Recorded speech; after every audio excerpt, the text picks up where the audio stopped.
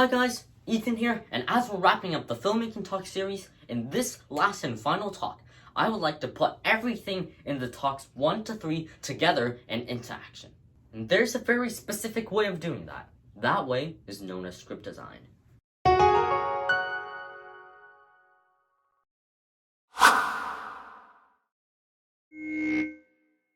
In the past 3 talks, we have covered a huge array of acting and filming techniques part of filmmaking. They are line delivery, dramatic facial expressions, space between the lines, emotional delivery, filming a fight scene, walking, staring, and thinking. Even the most professional actors cannot keep all this information in mind. The best they can do is perfectly execute these points. Then how do they remember these points? That's right, by script design. So script design is something that we've never done before, which means that this is completely new. What this means is basically the use of red letters above the black colored lines to indicate instruction. Now, not all the points are going to make it up to being red colored, because that's just going to fill the page with red. It's going to be too much. Only the most important factors will. Now, as we're writing the script, we have already subconsciously added some line directions and space between the lines directions into the script, as you can see here.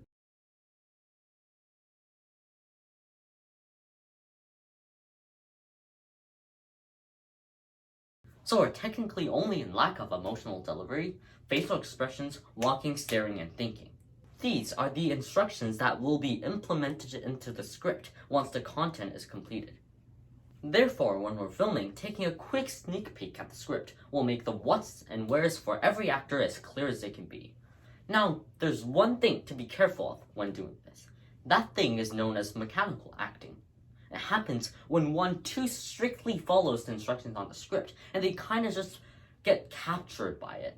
Their acting gets engulfed by the instructions, and their character does not show through. So, you have to know that the script directions are not the character. They are an addition to the character itself. To add color, they are a representation of the base of the character.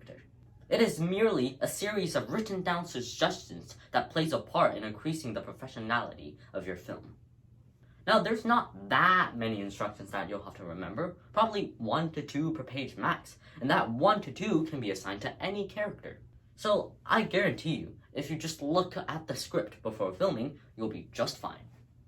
There is one prerequisite though for all this to work, and that's a point mentioned all the way back in Talk 1.